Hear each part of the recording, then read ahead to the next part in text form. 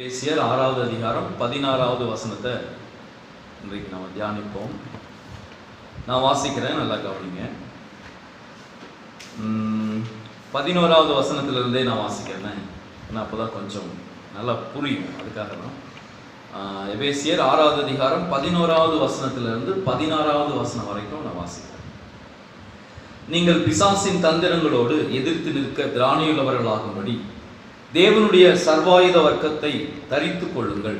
தேவனுடைய சர்வாயுத வர்க்கத்தையும் தரித்து கொள்ளுங்கள். ஏனெனில் மாம்சத்தோடும் இரத்தத்தோடும் அல்ல, துரைத்தனங்களோடும் அதிகாரங்களோடும் இப்பிரபஞ்சத்தின் அந்தகார லோகாதிபதிகளோடும் வானமண்டலங்களில் உள்ள பொல்லாத ஆவிகளின் சேனைகளோடும் நமக்கு போராட்டம் உண்டு. ஆகையால் தீங்கு நாளிலே அவைகளை நீங்கள் எதிர்க்கவும் சகலத்தையும் செய்து முடித்தவர்களாய் நிற்கவும் திராணியுள்ளவர்களாகும்படிக்கு தேவனுடைய சர்வாயுத வர்க்கத்தையும் எடுத்துக்கொள்ளுங்கள். சத்தியம் என்னும் கச்சையை உங்கள் அறையில் கட்டினவர்களாயும் நீதி என்னும் மார்க்கவசத்தை தரித்தவர்களாயும் சமாதானத்தின் சுவிசேஷத்திற்குரிய ஆயத்தம் என்னும் பாதரட்சியை கால்களிலே தொடுத்தவர்களாயும் 16வது வசனத்தை வாசிக்கிறேன்.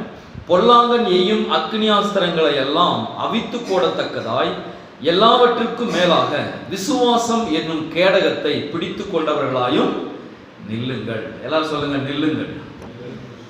இப்ப இந்த வசனத்துல நில்லுங்கள்னு வார்த்தை இருக்குது. பவுல் நம்மளை எப்பவுமே நில்லுங்கள்னா நின்றுகிட்டே இருக்க சொல்றாரா? என்ன சொல்றாரு பவுல்? பவுல் என்ன சொல்றாருன்னா, விசுவாசிகளாகிய நாம், ஆண்டவருடைய பிள்ளைகளாகிய நாம் நில்லுங்கள் அப்படின்னா எப்பவுமே ரெடியா இருங்க, எப்பவுமே உஷாரா கேர்ஃபுல்லா ஜாக்கிரதையா இருங்க அப்படின்னு சொல்றாங்க. இந்த நில்லுங்கள்ங்கிற வார்த்தைக்கு அதுதான் அர்த்தம். இந்த நீங்க வசனத்தை நீங்க வாசிச்சு பார்த்தீங்கன்னா, ஒரு போர் சேவர்கள் அல்லது இராணுவ மிலிட்ரி வீரன் எப்படி இருக்கணுமோ அப்படி ஒரு கிறிஸ்தவன் இருக்கணும் அப்படின்னு சொல்லிருக்காங்க. இதுல இருக்கக்கூடிய சத்தியத்தை, ஒரு சுருக்கமான மிக முக்கியமான இந்த சத்தியத்தை நம்ம எல்லாரும் கவனிப்போம். ஒரு சிறிய பொண்ணு இருக்குன்னு வச்சுங்களேன், ஒரு சின்ன பாப்பா இருக்கு அப்படின்னா, அந்த சின்ன பொண்ணை இப்போ ரீசெண்டாக தமிழகத்தில் நிறைய அது மாதிரி நடந்துட்டு வருது. அந்த சின்ன பொண்ணை சென்னை போன்ற பெரிய நகரங்கள்லாம் என்ன பண்ணுறாங்கனாக்கா, குழந்தைகளை கடத்துறாங்க. குழந்தைகளை கடத்தி அந்த குழந்தைகளை கொண்டு போய் ஒளிய வச்சுக்கிட்டு அவங்க அப்பா அம்மாவுக்கு ஃபோன் பண்ணி என்ன பண்ணுவாங்கனாக்கா, உங்கள் புள்ள இங்கே தான் இருக்குது, உங்கள் புள்ள வேணும்னா 10 லட்ச ரூபா கொடு, அப்போ தான் நான் தருவேன் அப்படின்னு சொல்லி ஃபோன் பண்ணுவாங்க. ஃபோன் பண்ணி அவங்கள ஏமாற்றுவாங்க, பயமுறுத்துவாங்க. நீங்கள் நல்லா கவனித்து பார்த்தீங்கன்னாக்கா, அந்த குழந்தையை எப்படி ஏமாத்திருப்பாங்க அப்படின்னு பார்த்தீங்கன்னா ஒன்றுமே கிடையாது. ஒரு சின்ன சாக்லேட்டு தான். கத்தியை காமிச்சு ஏமாற்ற மாட்டான், அல்லது அடிக்கிறது மாதிரி கூட்டிட்டு போயிருக்க மாட்டான், எதுவுமே பண்ணியிருக்க மாட்டான். அந்த திருடன் என்ன பண்ணியிருப்பான்னு பார்த்தீங்கன்னா, ஒரு சின்ன விஷயம் தான். என்னன்னா, சின்ன ஒரு சாக்லேட்டை அல்லது நல்ல பெரிய ஒரு நல்ல அட்ராக்டிவாக பார்க்கறதுக்கு கவர்ச்சியான ஒரு சாக்லேட்டை காண்பிச்சு, இங்கே வா நான் உனக்கு தரேன், இங்கே பாரு இங்கே தான் உங்கள் அப்பா அம்மாலாம் இருக்கிறாங்க, உன்னை கூட்டிகிட்டு வர சொன்னாங்க வான்னு சொல்லி சாக்லேட்டை காண்பிச்சு அந்த குழந்தையினுடைய உயிரையே பறிக்கிற அளவுக்கு அவன் ஏமாற்றுகிற ஒரு மோசமான காரியம் இந்த உலகத்தில் நம்ம எல்லாருமே பார்த்துருக்கோம்.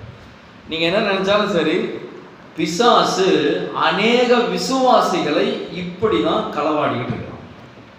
என்னன்னா, சின்ன ஒரு காரியத்தை, ஒரு சிறிய காரியத்தை ஆசையை காண்பிச்சு ஜனங்களை, விசுவாசிகளை தேவனை விட்டு பிரிக்கவும், தேவனுடைய கிருபைகளை விட்டு பிரிக்கவும், தேவனுடைய உறவை விட்டு பிரிக்கவும் செய்யறதுக்கு அவன் பயன்படுத்துற காரியங்கள்லாம் பார்த்தீங்கன்னா ரொம்ப சாதாரண சின்ன காரியம். நீங்க இஸ்ரவேல் ஜனங்கள் எப்படி அந்த பெரிய கானான் தேசத்தை சுதந்திரிக்க முடியாமல் போனது அப்படின்னு பார்த்தீங்கன்னா, நீங்க பைபிள்ல நீங்க வாசிக்க பார்த்தீங்கன்னா தெரியும்.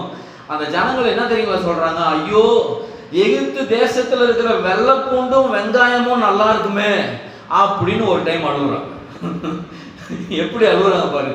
எகிப்து தேசத்துல ஐயோ அந்த பார்வோன் கிட்ட நாங்கெல்லாம் வேலை செய்யும் போது வெள்ளைப்பூண்டும் வெங்காயமும் தருவோம், அதை கடிச்சிட்டு கஞ்சி குடிப்போமே, அதையெல்லாம் விட்டுட்டோமேன்னு அழுகுறாங்க இஸ்ரவேல் ஜனங்கள். ஆனா அந்த ஜனங்களுக்கு கானான் என்கிற பாலும் தேனும் ஓடுகிற தேசத்தை அவர்களுடைய கண்கள் பார்க்க முடியும்.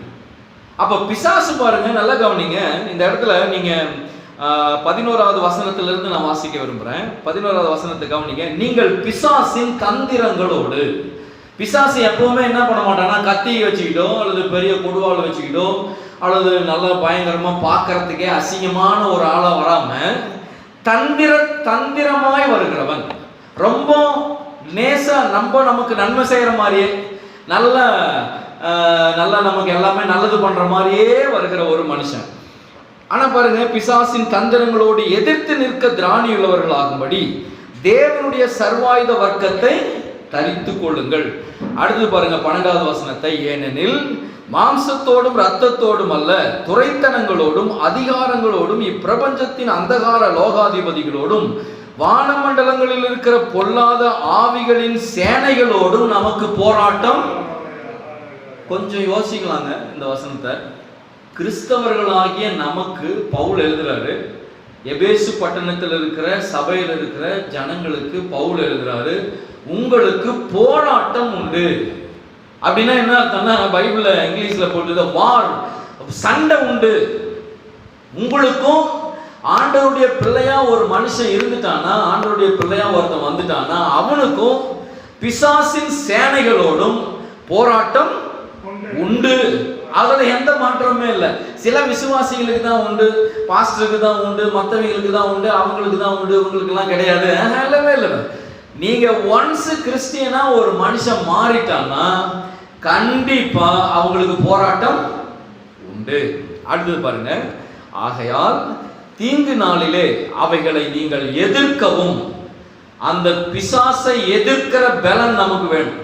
பிசாசு நம்மளை ஏமாத்துறாண்டா, நம்மளை வஞ்சிக்கிறாண்டா அப்படிங்கிற பலன் நமக்கு என்ன பண்ணுங்க வேண்டும். அவைகளை எதிர்க்கவும் சகலத்தையும் செய்து முடித்தவர்களாய் நிற்க திராணியுள்ளவர்கள் ஆகும்படிக்கு தேவனுடைய சர்வாயுத வர்க்கத்தை என்ன பண்ணுங்க எடுத்துக்கொள்ள. அவர் என்ன சொல்றாருன்னா, எல்லாம் ரெடியா இருங்க, கரெக்டா எல்லா ஆயுதத்தையும் எடுத்துக்கொள்ளுங்கள். இந்த இடத்துல பவுல் சொல்றாரு ஆயுதம்.